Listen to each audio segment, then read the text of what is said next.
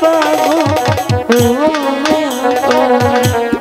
দেখো নয়া শিয়া গো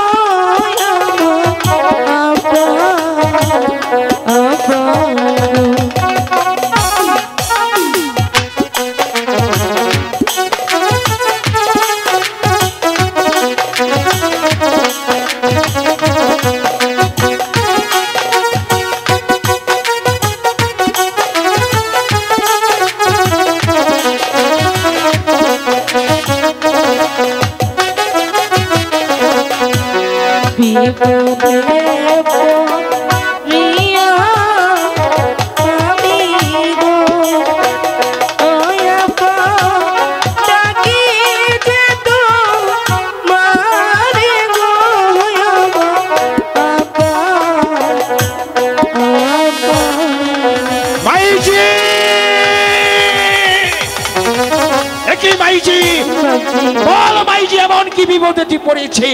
আমার দাদার বুঝার লেখাপড়া হলো না। কেন লেখাপড়া হবে না?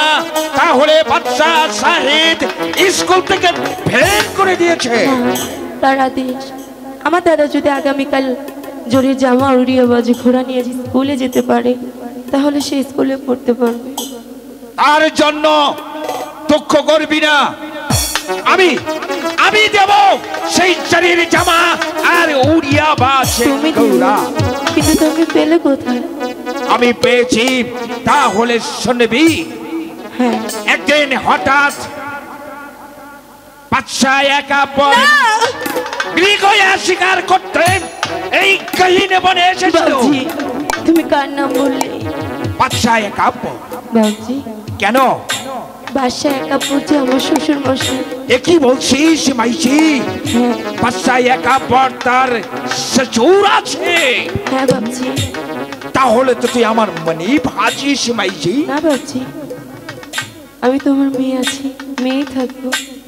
ঠিক আছে, চল আমার সঙ্গে করবে। এই মুহূর্তে আমি তোকে উড়িয়া বাজ ঘোড়া আর চরির জামা দিয়ে দেবো।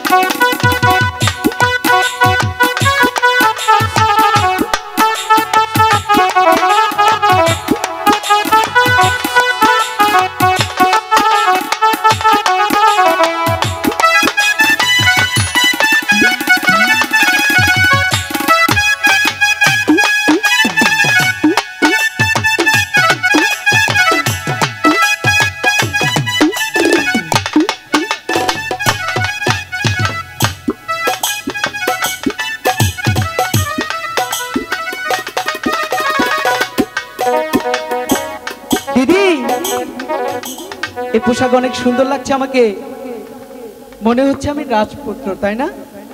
ওইটা পড়তে হবে। ঠিক আছে, পরিয়ে দাও।